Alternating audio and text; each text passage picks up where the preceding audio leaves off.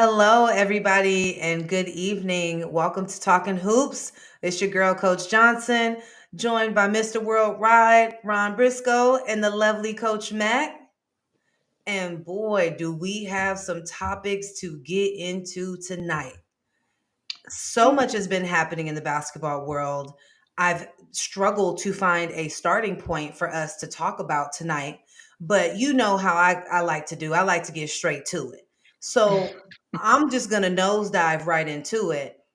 What is going on with the Milwaukee Bucks? Ooh, the Bucks. Doc, Get what me is straight to happening? it. I've been Well, it looks listening and reading some of the comments that the people are saying as far as Doc having only one championship, how he pretty much is not a championship coach, but he's very experienced with veteran players as opposed to Adrian. A lot of people are just clapping back about that and not too fond of the situation. Then on the other side, you have some people that are excited about Doc being the coach and feel like that he's going to be a good fit. But the interesting part is that it's happening mid-season. So it's like, what is this drama? What is the cause for all of this? yeah, coach. You're right.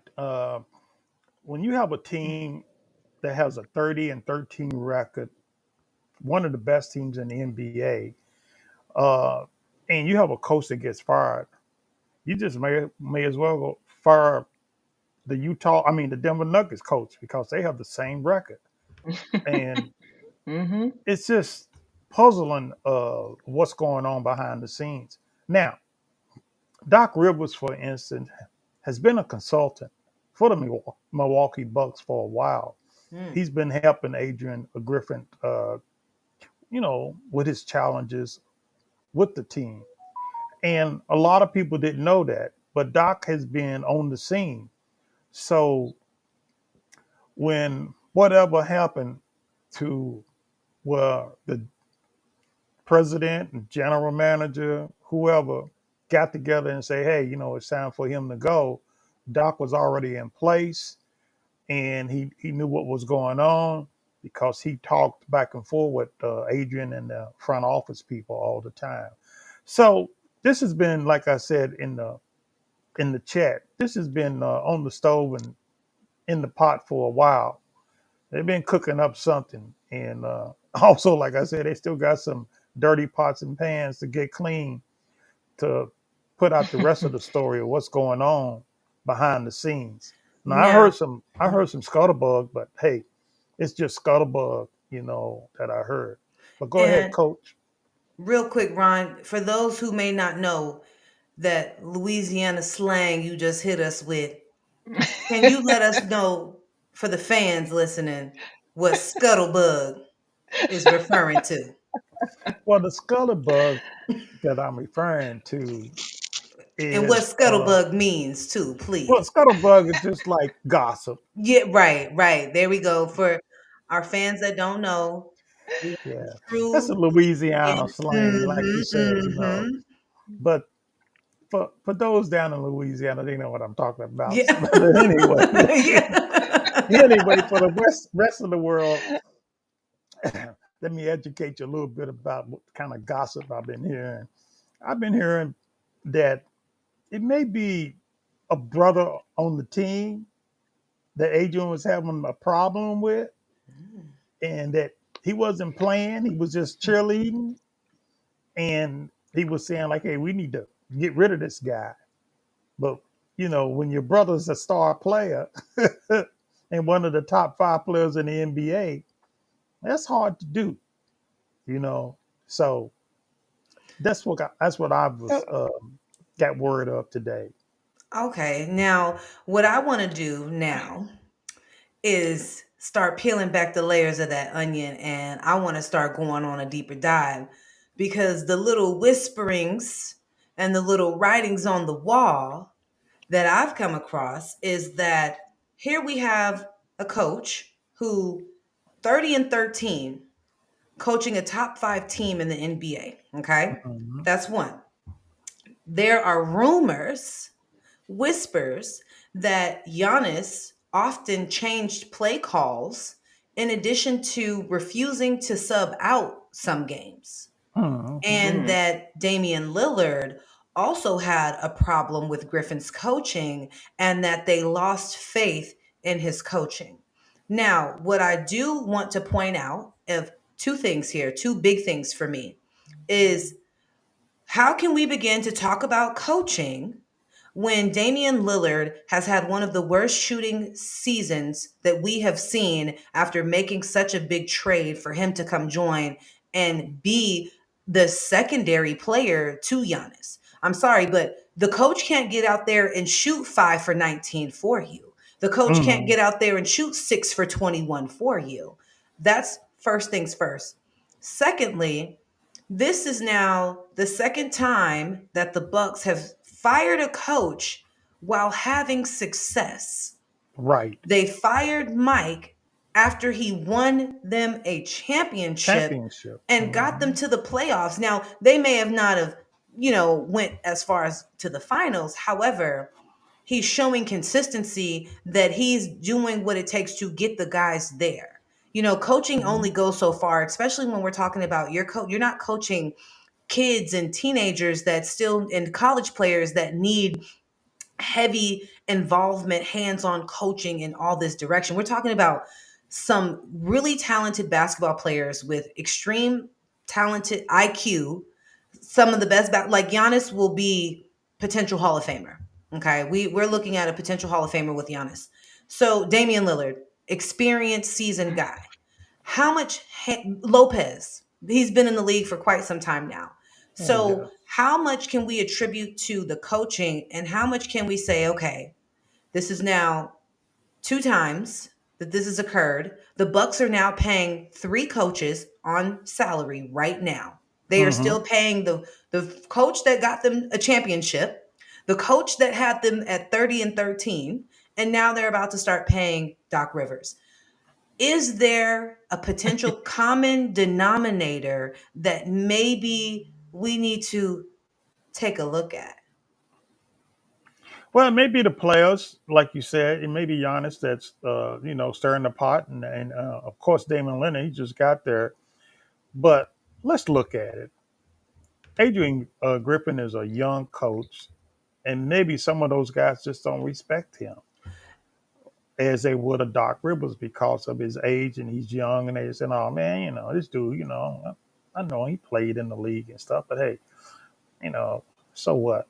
But maybe they will take a different look and have a different attitude with Doc being at the helm because he has a lot of experience.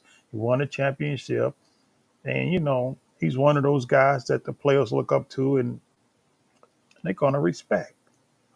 Okay, that's fair, Coach Mack. So, okay, there's a lot of thoughts around that. Peel it Okay, back. it's a lot of peeling. Like I don't even know if I have enough fingers to peel all of this. Okay, Hmm. so Coach Johnson, I'm with you as far as Giannis being the common denominator because I can definitely see that happening. You have, and the thing about it, they knew Adrian was young coming in, so that was part of the package deal, from my understanding. It was a whole development situation that they were planning with Adrian. So that's nothing out of the norm, nothing blindfolding for the most part for them, and then for them to fire him mid-season all because of a quote unquote preference, because that's technically what it is. I prefer my brother to be on the team to play, even though he's not doing anything but holding a spot. So, I mean, when we talk about this, like, really, what do we want this team to be? Is it a cheer squad or are we trying to be champions? Because we can't do both. You either be on the cheer squad or you be champions, and you have to do what you got to do to get rid of the bad apples in the bunch. So Dead weight. Hmm. it's dead weight, and we can't keep my brother. on the team to keep cheering. I'm pretty sure a lot of people have seen him, in the huddle Oh on yeah, the they seen sideline it. cheering on Hmm. and You know, everything. picking You his know, nose, picking his brother's nose, making sure he didn't right. have no crust on his face, and Exactly. So give him some other kind of spot. Don't waste the roster spot. We can bring somebody from the G League up that can most definitely contribute to that area. So that's that part. And then now let's get to Doc because I'm a huge fan of Doc. But when I think about some of the teams and the conflicts that he's had with other players, how is it going to work knowing that you're coming into a situation with a conflict and then you have Dame and you have Giannis and they're pretty much prima donnas, let's call it what it is, because this is what that Hmm. situation is becoming. So, like, how is it going to work? Because, I mean, and then two, what miracle do you guys expect him to do? Because you got to think about it. You bringing in a coach, although he's been there, but he's not the one that's directing. So that makes a difference when you have somebody that's coming in, controlling the tempo or controlling the plays, controlling the play of the style of play of this game. So Hmm. it's so much to just consider what this situation is going to look like. Almost kind of like James Harden coming into the Clippers. You saw how that was a disaster starting out, Right. but eventually, which we're finally seeing the results. And again, this is mid-season. Well, we only have the other half to go. So how is this change going to affect Milwaukee at this moment and going forward? So it's just so many questions. a And, and big and you're question right. mark. You're right. That there's a lot of questions and there's a lot to be answered. But when you look at it, you got all of those situations. You got the NBA All Star game is about 2 or 3 weeks out. Mhm. So Doc's gonna get in there Yep. and he's gonna, evaluate, talk to him, and get everything done.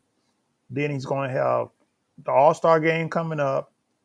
They're gonna have a little break, and hopefully during that time he's gonna be doing a little work of his strategy and everything, and then he's gonna bring them back, and then we're gonna see if he can find some answers on how this team is going to play Hmm. under his command, and see if he can get Giannis and Damian and Millbrook and all those other guys to play for him the way that they need to play for him, so they continue to be in the runnings for a playoff spot or in the finals. and and we will see how that goes. And just a quick shout out to my dad for tuning in. I see you back. Thank you for joining us. And we had a comment from Jay Mitchell that came through, Coach Mack, when you were talking about Doc Rivers and reviewing those previous teams that Doc Rivers has coached and what some of that looks like. And she said, I know damn right about when Doc Rivers, and some of the conflicts that he had in the past with players Right. and coaching those teams. So, the biggest question mark is changing the coach at this point in the season impactful enough for them to be a finals competing team. But I can say this: no amount of coaching can fix 6 for 21 from the field. Mm. Yeah. it's, That's it, true. That's true. it's only so. I mean, I remember my coach used to say all the time, I wish I could get out there and play for you guys. I do. And I completely understand that sentiment. But speaking of changes, now really quick, I had to jump into this and put this on the list for something that I wanted to highlight. Your boy Ron, I need to bring up your boy Tristan Frank. Thompson. Oh my goodness. Oh, A good Ron, friend. Tristan.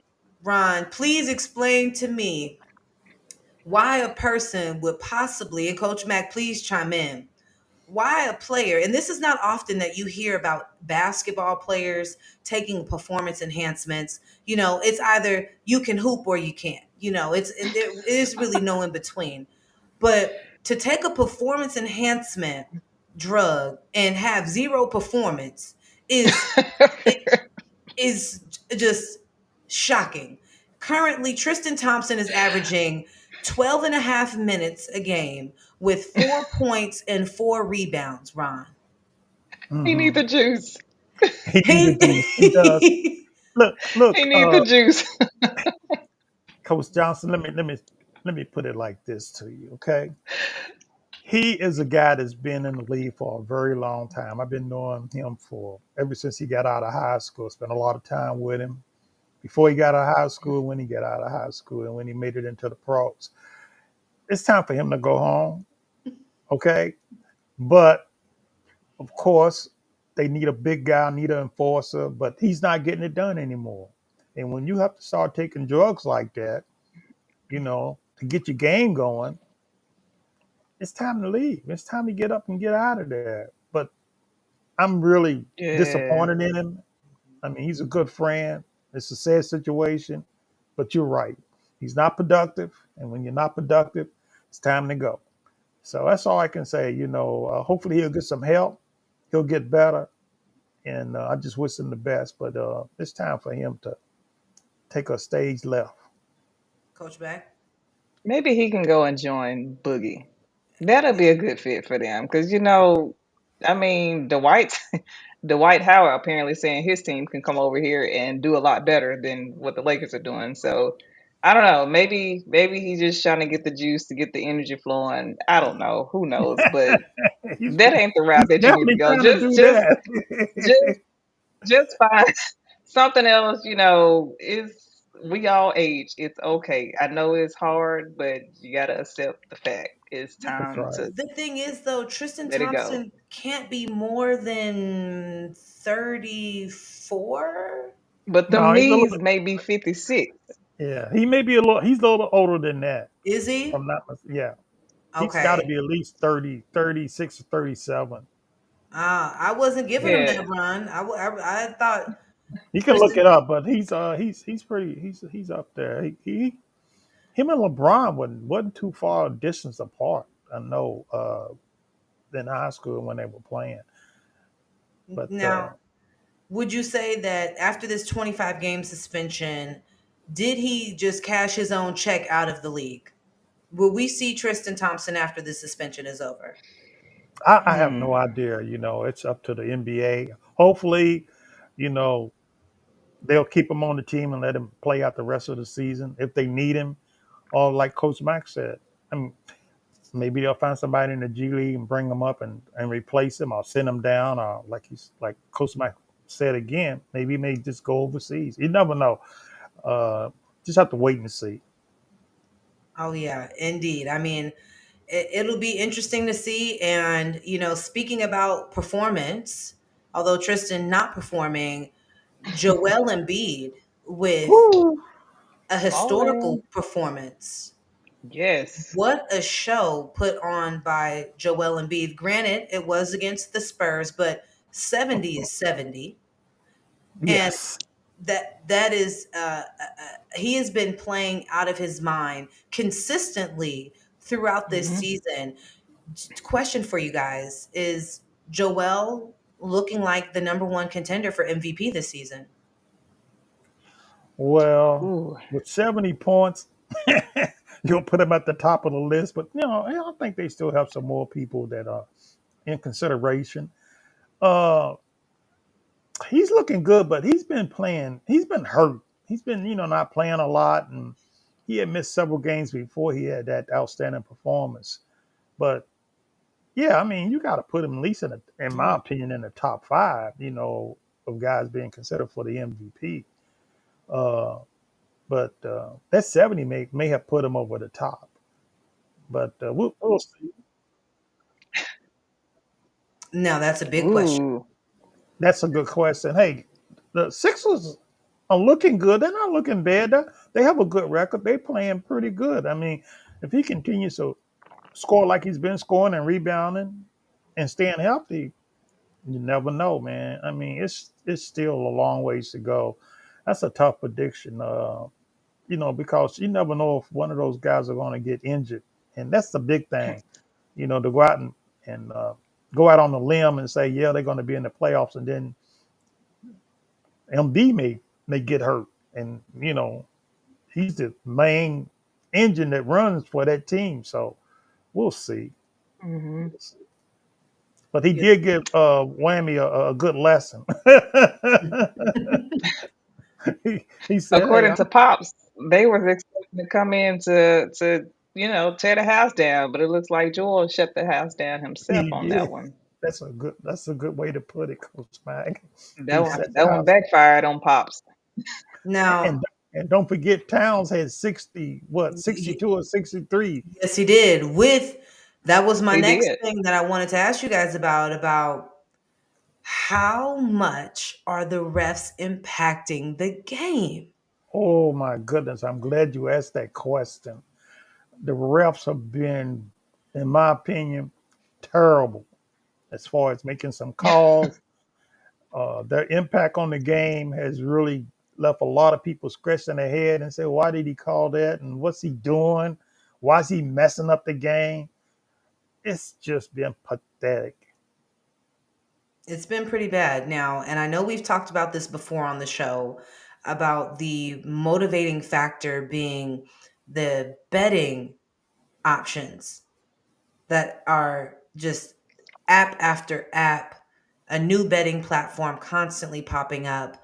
You know, just to give you a little insight about what it's like locally here in Missouri, it is illegal to place sports bets in Missouri. Okay. But Mhm. as you all know, I'm in St. Louis and we are, from where I live, I can get to Illinois in 20 minutes. Okay. Now, On the I east side. I can't make this up. The amount of people that I have run into that have told me that they drive across the bridge Oh yeah. every single day to go place their bets on game sports, on FanDuel, on all of these betting apps is astronomical. I couldn't believe it. It warped my brain to wrap my mind around me making 40 minutes worth of driving time every single day to go place my bets.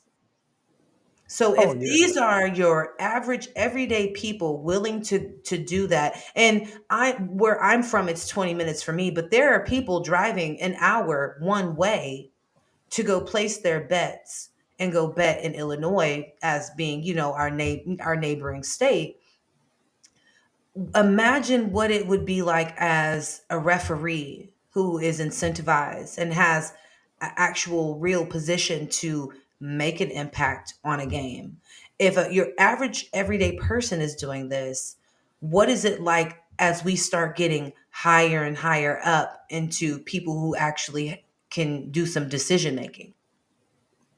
Oh, I'm Well, sure it plays a huge role in the way that they're calling or officiating the game, shall I say. And I'm pretty sure it's some high bets from the refs that just can't be exposed. I mean, you can count on why that. not? Now, Why not? what is the way of what's the workaround? What is the solution? I mean, it's getting very difficult to watch. It's getting harder and harder to watch. Big Cat had an outstanding performance, Hmm. 62 points, and the last play of the game, for game, a foul. Okay? Shout out to Coach Mack from Justin Thompson. A big call that was missed. A very big call that was missed. What what is the remedy? How do you remedy this situation? I mean, clearly a foul. He was fouled not once but twice by two different Hmm. players. Okay, Hmm. Hmm. clear evident foul. We as all former players, we as fans watching, I'm calling that. That's a big call to miss by three officials out there. How do you remedy this situation? How do you stop this? Or is this just a part of the new NBA culture that they are going to have to kind of deal with, I guess is the best term to use. You said it. It's the new NBA culture. This is what's happening. Every time you look up, sports betting is on TV, especially when an NBA game comes on. Mhm. It's all over the place, and they are playing it. Oh, I know the refs are playing it because of the calls that they're making and the things that are doing.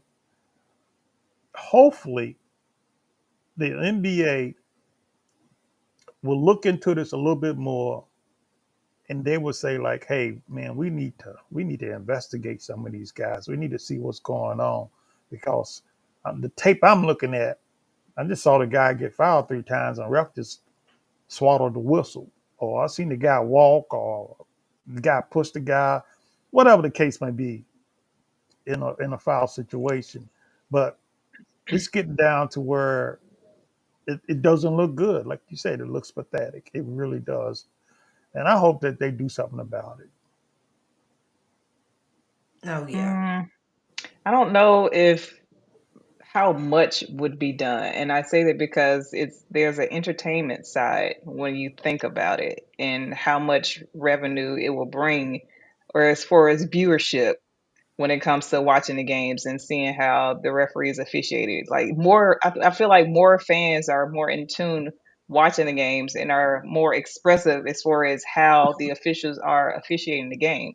So you have more people, people that probably don't even just really watch it, but once you start, let's say, looking like social media and you see how the scenery about how the officials are calling the games, and it's like more people are gravitated towards, unfortunately, that negativity, and you're Hmm. starting to see more and more officials is obviously bad calling more and more by the day, but yet more people are still entertained by it.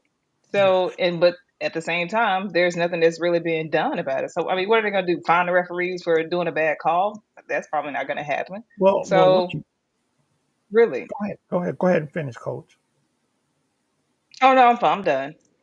Oh, what I was going to say, it not only affects the referees, but it affects the people that are watching the games, that are betting on the games. They be saying, "Hey, man, look, man, the referee just made me lose some money." You know, the guy just fell out of Entertainment. the yeah, the guy just fell out of the game, man. All I needed was 2 more points, 1 more point. That's what you start Hmm. to get into. A guy that needs another rebound, a team that needs to score another 2 or 3 points. You know, it's just so much of this parlay going on. Where everybody Hmm. it wants this and wants that. Is he going to go to the free throw line 5 times? Or I got him getting 11 rebounds. I got him getting a double double. He just messed it up, man. The guy got to go sit on the bench. So that's what you get. You get the fans that get disgusted with the refereeing and saying like, "What is he doing?" I hear it all the time because I have a lot of my friends that bet, and all they do is sit down and go like, "Man, what did that ref just do, man? He made me lose some money." You know, That and is a that's what you common get. trend. That is Yeah. definitely starting to be a common trend. And I wonder, from a player's perspective, what type of pressure is that placed to know that, these are the, I guess, wagers going out about what you're going to do tonight. And, my dad had sent me a screenshot because he himself participates in the sports betting with basketball. And I just was trying to get a better understanding. I'm personally not driving across the bridge every day. I mean, me losing money just has never felt good in my spirit. I go to the casino with $10 and I play the penny machines. And once my penny's gone, it's over with for me. I just can't give away my money, with no guarantee that something's coming back.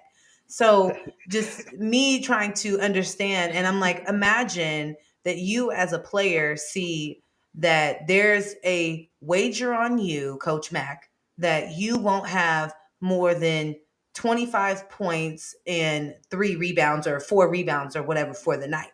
And that if you do have more than that, then a whole slew of people might miss out on some money. What But is you know that what, like?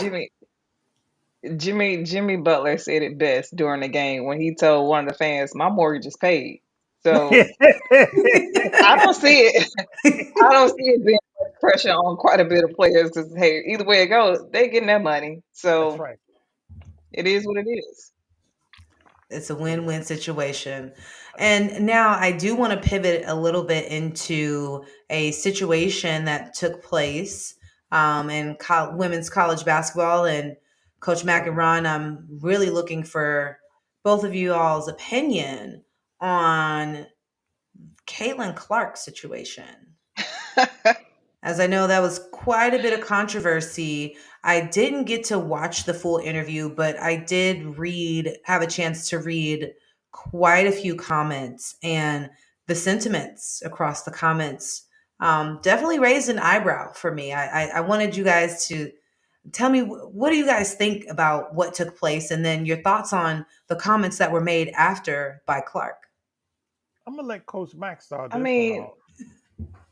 first off, the way that they collided looked like Caitlyn could have avoided that. I mean, you don't just literally throw your arms into somebody if they're running into you. The fact that you can extend your arm out tells me that you're aware. That's a reaction. That's a reflex. So you saw that coming. And then the way that she fell to the floor, I was done after that whole drama scene. Because I'm like, the girl, come on now, Caitlyn. That really, like, you just fall to the floor like somebody just shot you in the gut and you can't move anymore. Like, you just, come on now. No, no, Caitlyn. I was Well, with you until then. But I'm just wondering about the fan. Like, what is happening with her after the fact? Because I know that had to been a devastating moment for her, Right. especially since it hit like big news and things such as that. It she really hurt. I was more concerned about the fan than Caitlyn. mhm. Well, Coach Mack, as you know, Sunday, you text me and say, "Hey, are you watching the Ohio State Iowa game?" Yes, I was watching it, man. Yes. It was really really Yes. uh, right down to the Yes. wire. Caitlin Clark had a really good game. She just couldn't pull it out at the end. Ohio State just really, played their hearts out. And the situation with the fan running out of stands, everybody was going to come out of stands because, Clayton Clark and the Iowa team, one of the best. And you're right. She could have avoided the girl. But when you're looking at a girl that's worth about $750,000, and you have a fan that comes out of the stands, and if she gets injured, I'm pretty sure she's gonna probably just sue for $200 million and say, "Thank you So so I'm much." concerned about the fan. Right. Thank you so much, Ohio State, for helping me out because I'm not going to be able to play. But she shook it off and went in. The fan came back and apologized.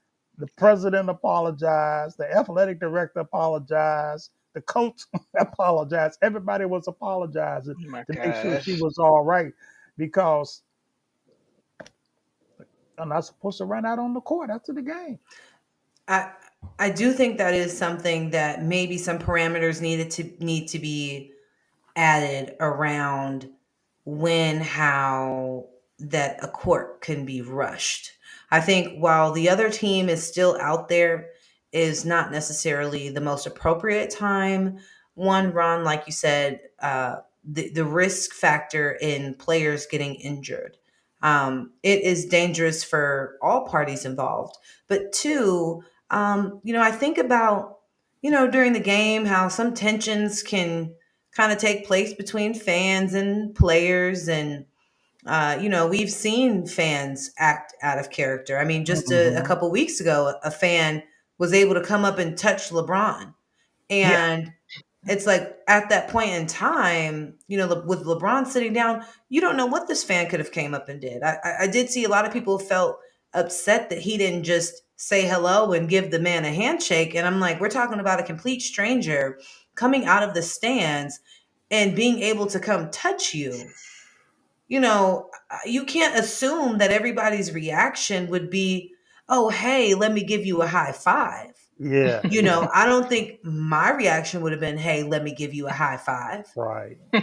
It'd have been, first of all, I know somebody was fired that night.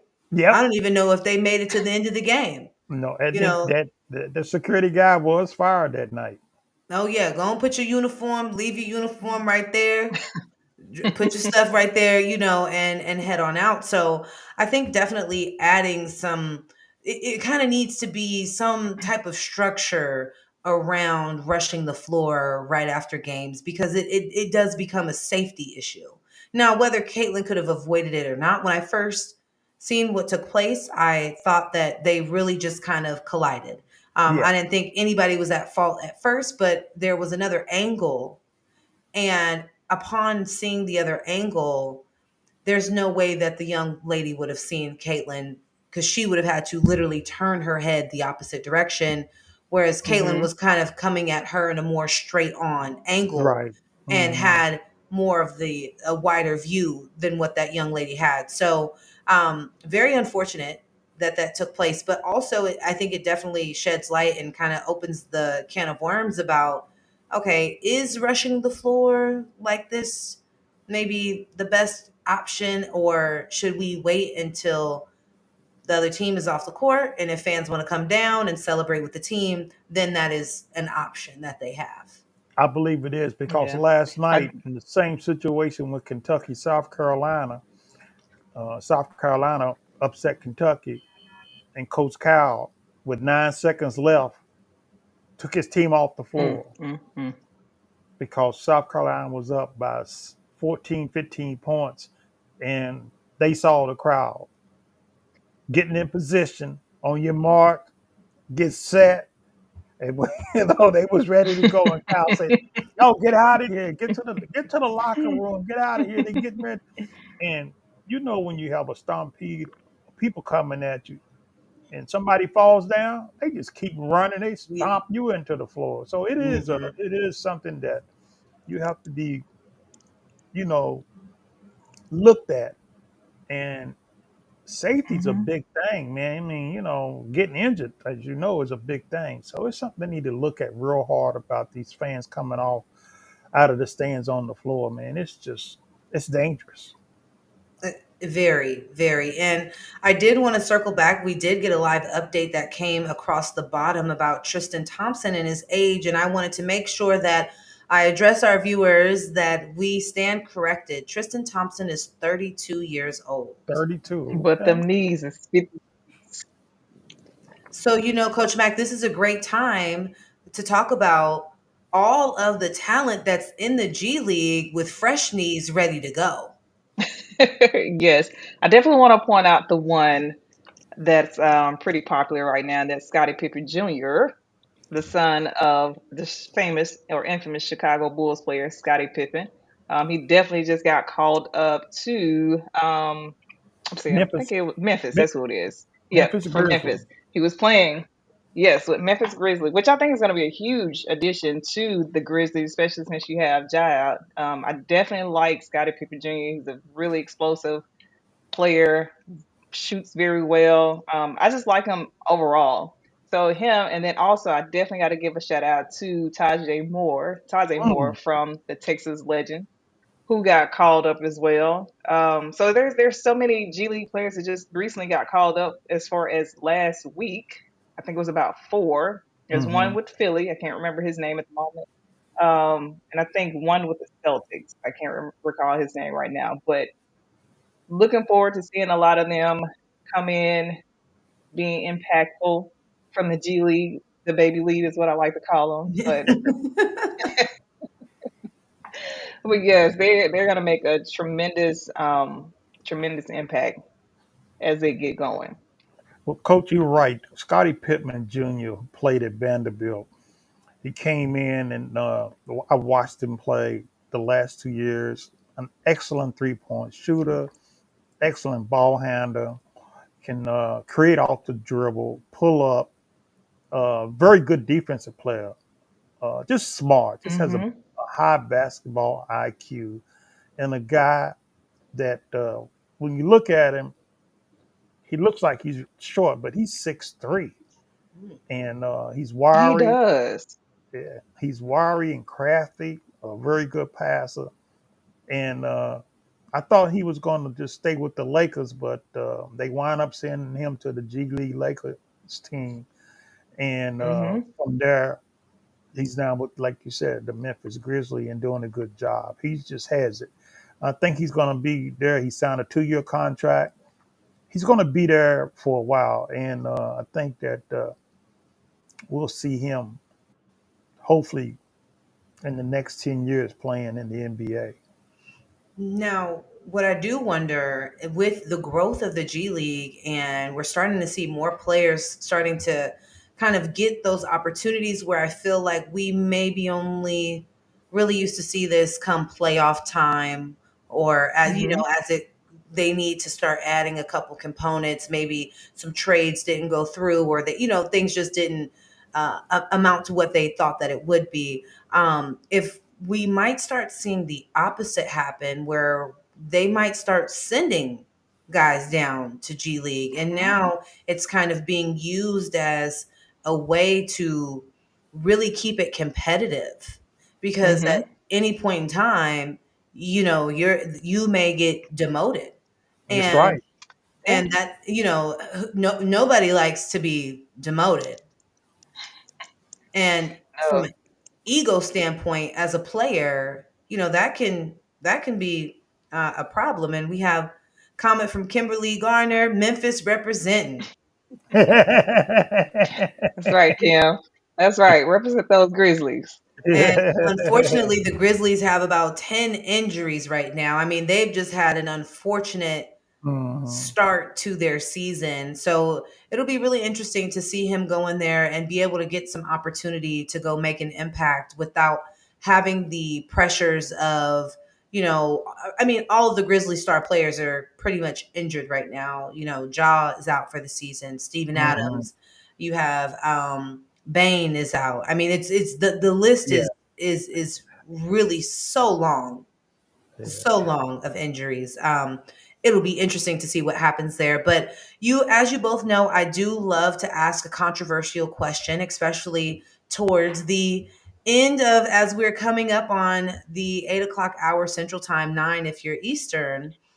That I love always asking Coach Mac and Ron a great controversial question.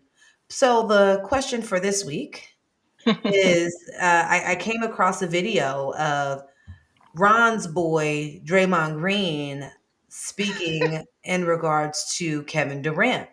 Ugh. And the video was about, is Kevin Durant, should Kevin Durant be in the GOAT talk? Go ahead, And Ron. I want to ask you guys, if yes, why? If no, why? Well, me and KD are pretty good friends, and yes, he's going to be in the GOAT conversation. And number one is because of what he's been doing in the NBA. He's been one of the top scorers. He was MVP. Uh, he's been on the NBA championship team, and he's one of the top five players right now in the NBA. So that's one reason why he'll be put in that category as being named one of the goats. It may not be the GOAT of all time or overall, but he may be the GOAT in the swing forward and power forward position or the shooting position, point forward position, because he can do a lot. He can bring the ball down the court. He can go inside, outside. He can hit the three. He can drive in the lane. He's got the little scoop shot. He can defend, block shots, and rebound and pass. So he has all these multiple skills. And yes, I'll put him in there. But you always want to put me with the villain, that Power Ranger. I don't know why you do me like that. But Oh, that's I Oh, just love teasing you, Ron. I love pulling your strings. I get a kick out of it. I know you. Evidently, you do.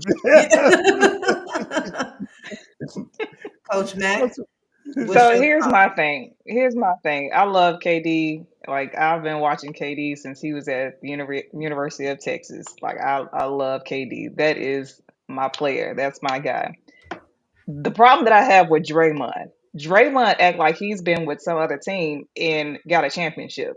So how are you going to say this about KD going to other teams, getting a championship, but yet he can't go and get one on his own? For example, he was talking about being with Golden State and how the KD was claiming that he won a championship with Golden State. Okay, he did that. Now, Draymond, you doing the same thing. So how can you actually talk about KD not being in the GOAT conversation? Now, KD could be in the GOAT conversation simply because of what he's accomplished on his own. Draymond can't say the same thing.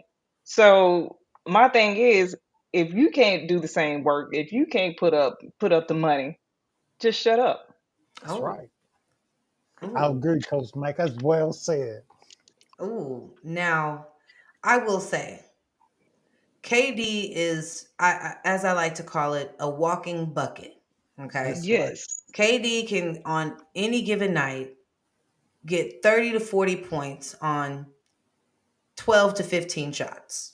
Okay, he is his efficiency and his ability to score. He is a prolific scorer.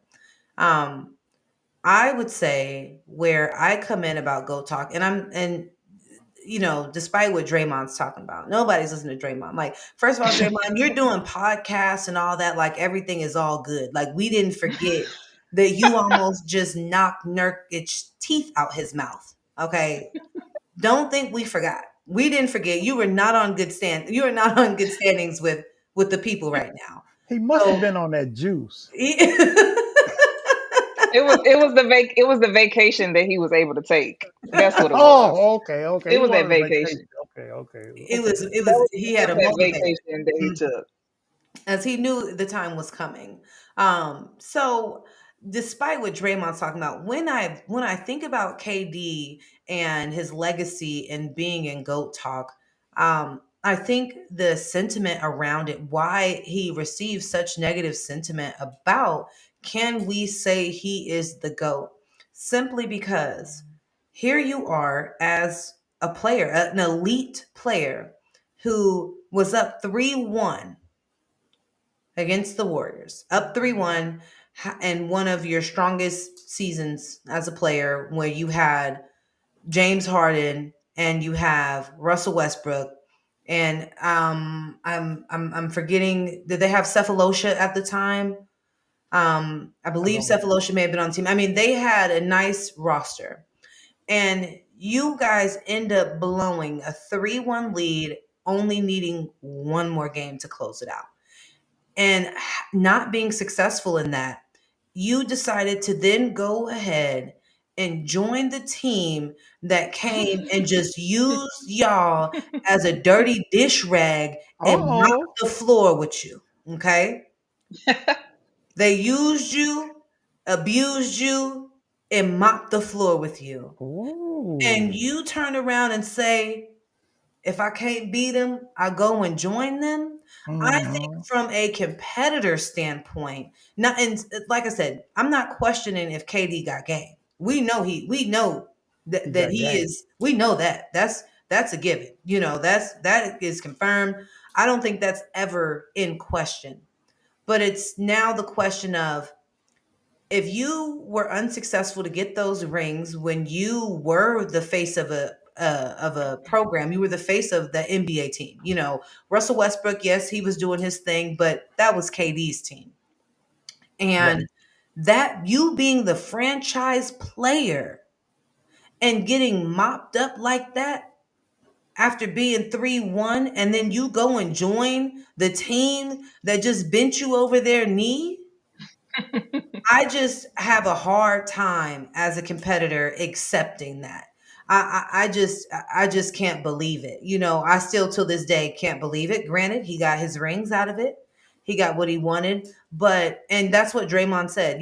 Anybody that says those rings are fake, I mean, you can't say that. These are real No. rings. He Yeah. went and got those rings, but when you have Steph Curry and Klay Thompson in the height of their career, and Draymond Green and Andre Iguodala, and you had I'm drawing a blank, but he was a sub off the bench, and Sean Livingston coming in. Yeah, Mhm. Sean Livingston, yeah. You have this lineup on your team. Yes, you can go get a silent 30. I mean, you don't have to worry about anything. You just get to go hoop. You don't have to worry about being the man. And you are franchise player quality.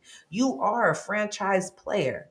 So for me as a competitor, it's really hard to say, can I put KD in GOAT talk? Because what trials and tribulations did he overcome? What adversity did he have to face? What was the his journey to get those rings? His journey to get those rings was joining the team that just mopped him up after being up 3-1. That's Mm-hmm. that's the story behind your journey. Yeah. I get Yeah. that. I can respect that opinion, but I also can understand from a player's perspective. So during that time, Russell Westbrook, he just made me nervous as a player because you just never know what he's gonna do when the ball is in his hands. And I mean, ooh, just thinking about it just gives me anxiety at this moment. But ooh, he was Want to give you Russell something Westbrook for was that kind of wild back then. coach.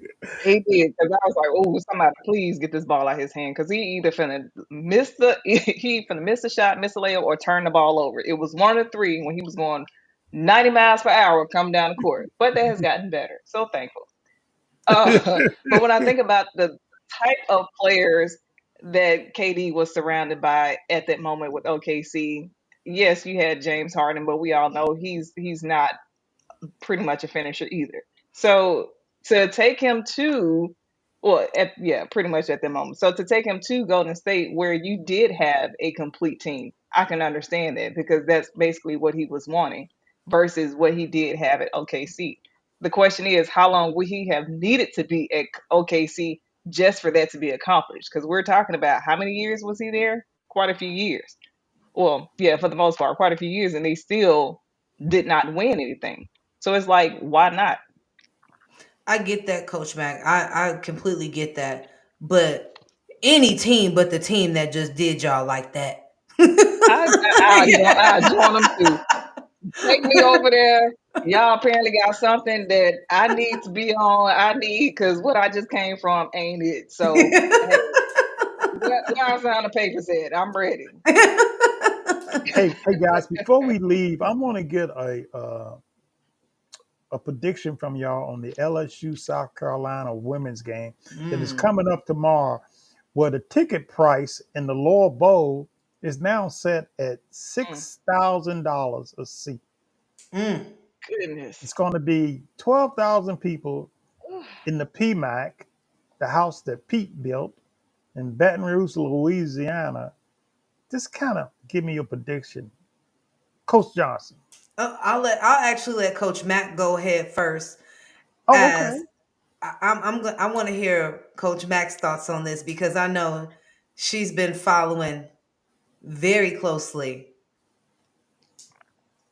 So as far as the prediction, are you referring to the performance or the price? Because it seems like the price keep going up. No, no, no, no, not the price. The overall, no, no, no, no, no, no. The overall performance of the game and what you think South Carolina Oh, and Don okay. Stelling's team Whew, is 'cause going to been do against quiet. Milwaukee. Yeah, adjust yourself there, Yeah, Coach. yeah, because that price caused some eyebrows to raise. I'm like, wait a minute now. They not about to charge us to watch this on TV, are they? Is this about to Oh be no, a no, no, no, pay-per-view no, Oh, type no, game? this is about to be a pay per no, no. view. Just ESPN, asking. They charging $6,000. ESPN, No, ESPN Game Day is coming in. It's going to be. Uh, that's why it's so hyped up. I'm going with South Carolina. I feel like South Mm. Carolina is the stronger team, a more complete team, a more dominant team. Um, I'm still not sold on Angel, especially after that last game that they lost and how she pretty much just gave the ball away, trying to score, trying to drive, which is something that she would need to most definitely work on, but we're not going to get into that part. So, yeah, I'm going with South Carolina.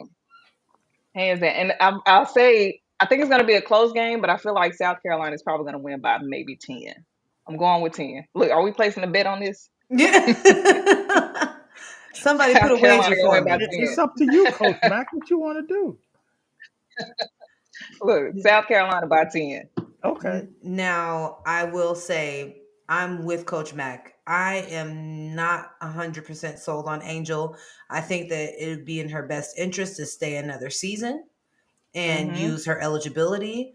Um, that last game, that loss, the same thing, Coach Mac. I mean, you can see where there's still a lot of work that needs to be done in regards to her development as a player.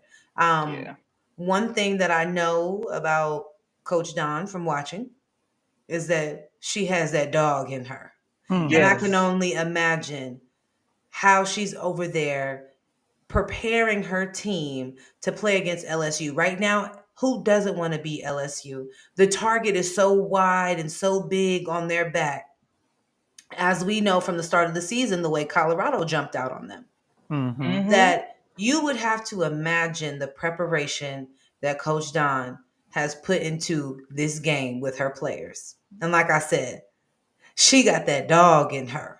So I can Mm-hmm. only imagine when it starts top up and it comes down, that trickle down to her players, and what they feel and how they're getting ready to get out there and go play. I think that it is going to be a very competitive game. And I am going to have to go with South Carolina on this. Now, the point spread, I think that give or take, I say plus or minus 5. I think it's really going to come down to the wire, but I definitely expect to see a very aggressive and physical game put on by South Carolina. Well, let me say this about the game. I'm going with LSU, and the reason I'm going with LSU over South Carolina is because the game's going to be in Baton Rouge, and like you guys said, it's going to be a dogfight. Angel Reese, I think, has been playing pretty well as of late. They just won their last game over Arkansas.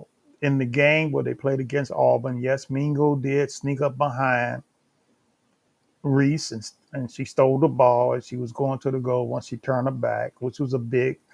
Of course, they went out and got on the court again. The fans came out of the stands for Mm-hmm. that game. It was a sellout, but you got you got Haley that's slowly learning the system at LSU. She's slowly playing better. You got Jackson, who's really been shooting the ball well, and she had a not a good game the last game, but she's been playing pretty well. You got Moore, who is going to be a factor against Cordova in the game, but just by the game being in Baton Rouge and the crowd, I'm just going to give LSU a little edge, and I say LSU by 3 in the sellout crowd, and it's going to be a game that I'm gonna be just glued to the TV set and hoping that the Tigers can pull it out. Oh yeah. Well, So go ahead, Coach Mac. I'm sorry. Let me say this because I got a question for you, Ron. Yes, ma'am. How do you think LSU is gonna handle Malaysia Fulwali? Because they don't have the guards that's quick enough for her. That's true, and Pow Pow is going to Now, be tough too for South Carolina too. yep, yep, I Pow think Pow I too. think I, But I think Cardosa, that I think it's gonna be a battle between her and Angel. But I'm just interested to see how they're gonna respond to Fulwali. well, I think that with them coming into the Peaks Palace, I think that they're going to be up for the game. They're going to be charged. They're going to be motivated. It's going to be excitement. You know how it is when you got a top team coming in to play against you. You're going to be ready for them, just like South Carolina did last night with Kentucky. South Carolina's not even ranked, and they go in and they have Kentucky down by 20 points, and everybody's going, "What's going on?" And the coach said, "Look, we've been thinking about this game for the last 2 weeks. We was ready for them."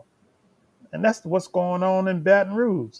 Those girls have been ready for South Carolina because of what South Carolina did to them last year. But we're going to see. We're going to see. And that's why I'm giving LSU the edge because of the game being in Baton Rouge. And I think the players are going to be all hyped and the crowd's going to be hyped. And it's going to be a battle. Oh yeah. Well, we shall see when we tune in next week. I'm sure we will be talking about the oohs and the ahs of the game that's taking place. But here we are hitting into some bonus time as we have hit the top of the hour.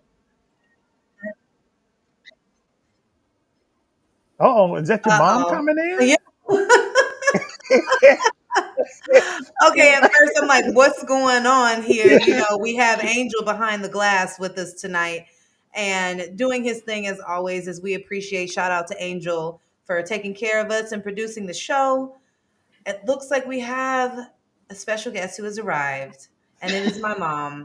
Sorry I missed the show. I got stuck in an extended meeting. Well, duty calls, and that is okay because you can definitely go back and catch us again as our shows are on available to be seen on YouTube.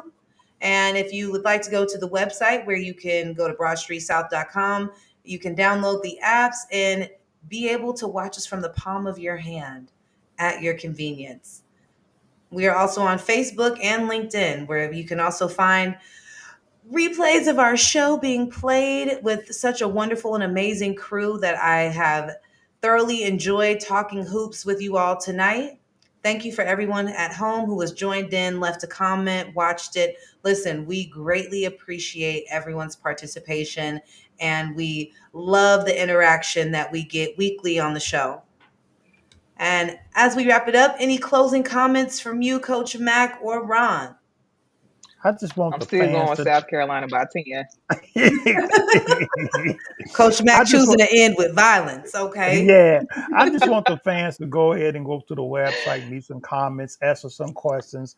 We like to interact and see what's going on, so we can find out, what's on, your thoughts, what's on your mind, uh, what you think that we can do better with the show. So just hit us up, man.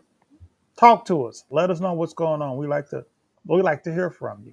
Yes, we are always taking comments, and as you all know, there is the option to call into the show. We do take live calls into the show as a reminder, and on our next show, we'll be sure to make sure that that pops up across the screen and with the number to call and contact us, as we would love to have a live caller call in to have a discussion with us. And again, we just want to say a big thank you to everyone who all joined us tonight, and where you can find us at broadstreetsouth.com. Thank you for tuning in, and we'll see you all next week. See you later. And coach, LSU.